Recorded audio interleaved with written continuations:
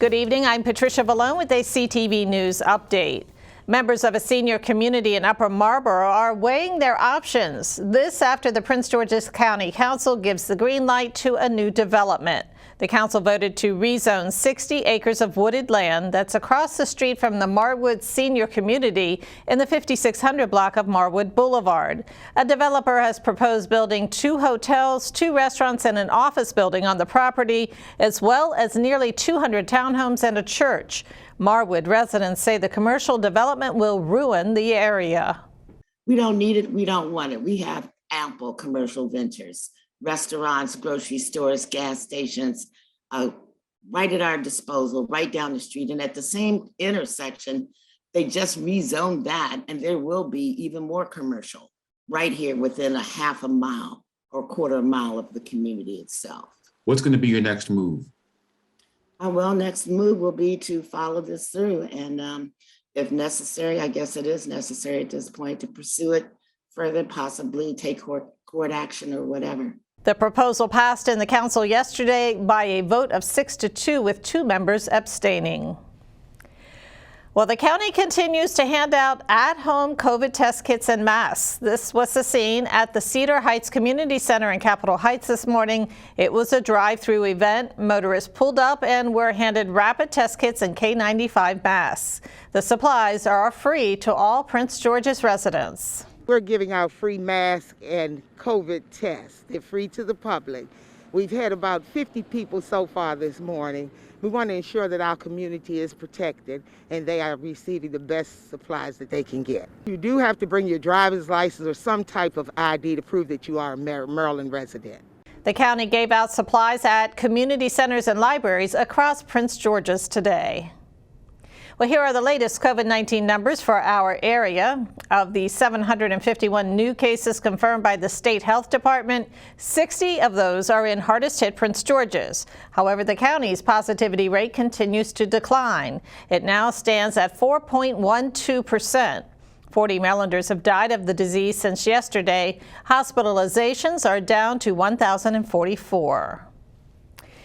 Another Prince George's School Board member resigns to run for higher office. Rahila Ahmed announced her resignation this morning after more than 5 years on the board.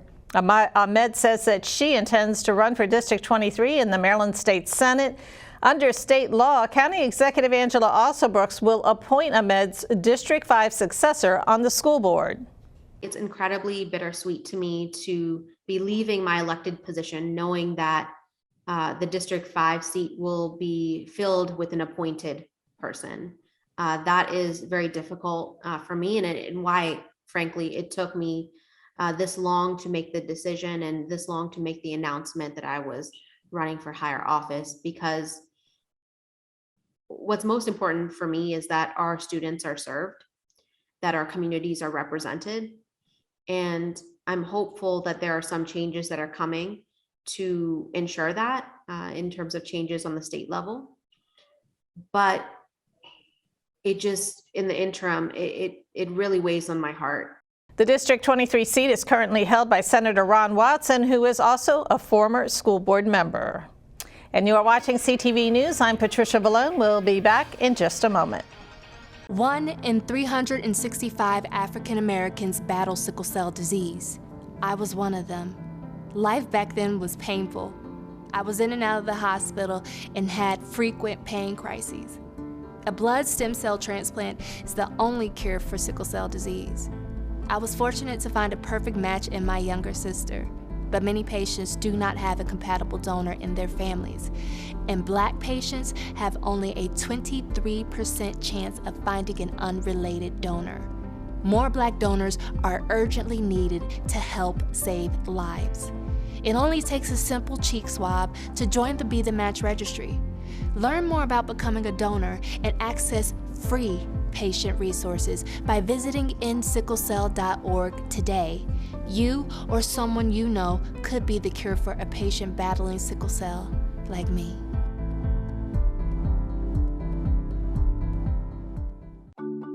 The thing that drives me every day as a dad is him. His real name is Darian, and we call him Day Day for short. Every day he's hungry for something. whether it's affection, attention, knowledge. And there's this huge responsibility in making sure that when he's no longer under my wing, that he's a good person. I think the advice I would give is you don't need to know all the answers.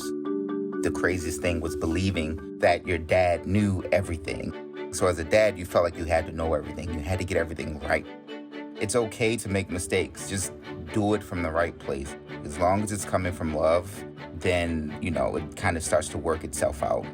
I want him to be able to sit back one day and go, we worked together, we did a good job. I'll say my kid's pretty dope. Welcome back. Well, human trafficking is a growing problem in America. Today, a survivor-led summit highlighted the dilemma. A regional group against human trafficking hosted its second annual summit this morning. The virtual event featured several panel discussions, including one called Murdered and Missing Indigenous Women. The panelists said that many Native families face obstacles when reporting a missing loved one.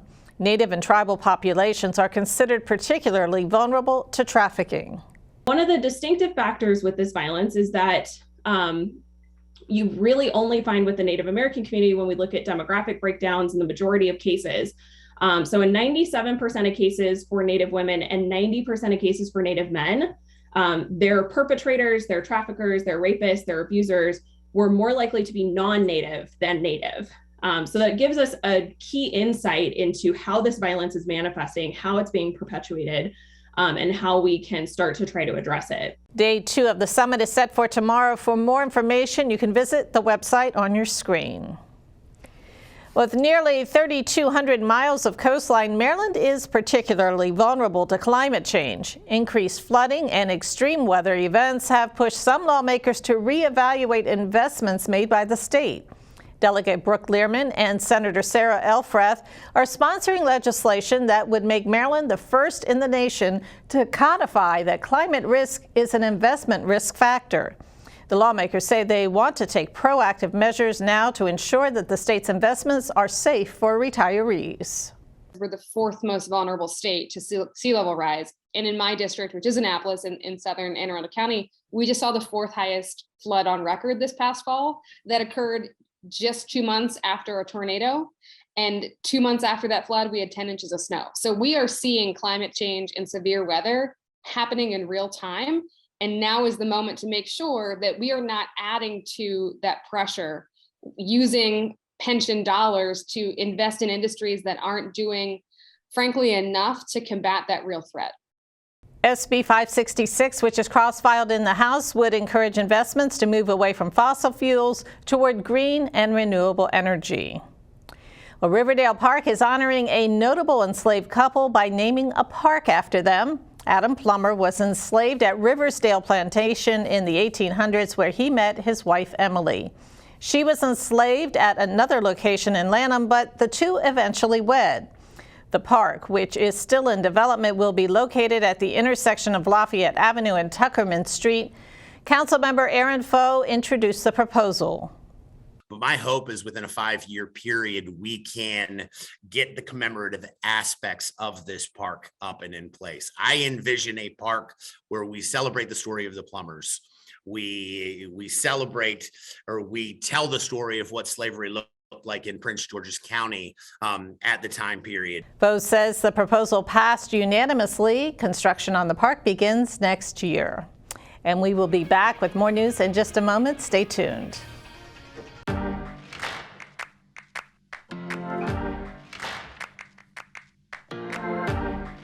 My uncle, Freddie Lee Tyson, was a part of the syphilis study. He was such a wonderful man, a very loving, very caring, very jovial person.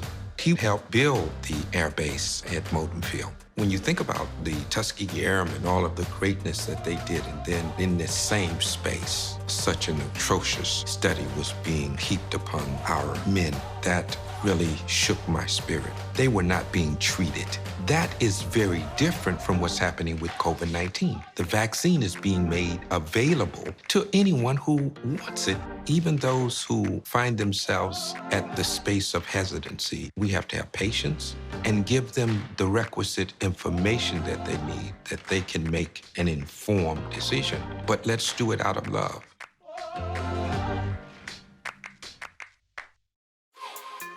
This is my third live concert this month.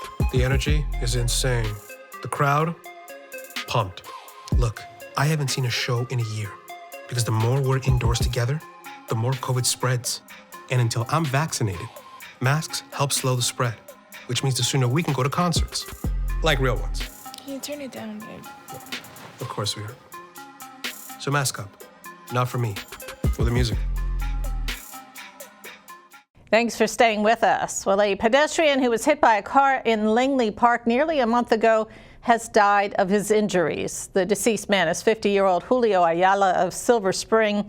The incident happened on January 23rd about 6:30 at night in the 1800 block of University Boulevard. Investigators say Ayala was walking in a parking lot when he was struck. He was taken to a hospital where he died last Friday. Police say the driver of the car did remain on the scene. Anyone who may have witnessed the incident or who has any information is asked to contact police. As you may know, this is Healthcare Heroes Appreciation Week, and to help celebrate, Governor Larry Hogan yesterday announced a Healthcare Heroes poster competition for Maryland Public Schools. Students are being asked to submit posters that depict the theme celebrating Maryland's healthcare heroes. The First Lady Yumi Hogan, who is herself an artist, will be one of those judges. Winning posters will be selected at the elementary school, middle school, and high school levels. And Dr. Jinlene Chan and my favorite artist and art teacher, the First Lady, will serve as our judges. The winning posters will be displayed at area hospitals, and the winning students will be invited here to the State House to receive official governor's citations. Students who want to take part are encouraged to talk with their art teachers. And speaking of art, students will soon learn about math, art, and reading in the same lesson. That's thanks to an almost $4 million grant the school system received from the U.S. Department of Education. PGCPS is teaming up with Arts for Learning Maryland to launch a pilot program. It's called Start with Art. Under this co-teaching model, artists and classroom teachers will work on the same lessons with students. They're going to be learning about mathematics, or they're going to be learning about the subject areas or the content areas, the concepts in RELA, but it will be from an arts perspective, or it will be with an arts perspective. For instance, we may do some dance. There'll be a dance resident teacher working on some math concepts as far as using dance to really show how a product is created. The program will be for K through 3 students at select schools over 5 years. Well, if you are in the market for a new pet, take a look at this black kitty. His name is Onyx. Onyx is 2.5 months old, very sweet, but does get startled by loud noises. He'd be a great addition to your home, especially if you have kids older than 7. To bring Onyx home with you, call 301-780-7200. Turning now to our weather forecast tonight, cloudy with low temperatures near 36 degrees. Thursday, sunny skies, highs around 56. Friday, sunshine is continuing, highs in the 50s. And Saturday, mostly sunny, much warmer, highs around 61. Saturday night, though, will bring a chance of rain or snow with lows near 30. And for your community calendar, Love Shouldn't Hurt. It's a domestic violence awareness and prevention event that's being held tonight. The virtual event, sponsored by Councilmember Jolene Ivey, begins at 7 p.m. For more information or to register, you can call 301-952-3864 or visit the website on your screen. That wraps up our CTV News Update. I'm Patricia Vallone. Have a great evening.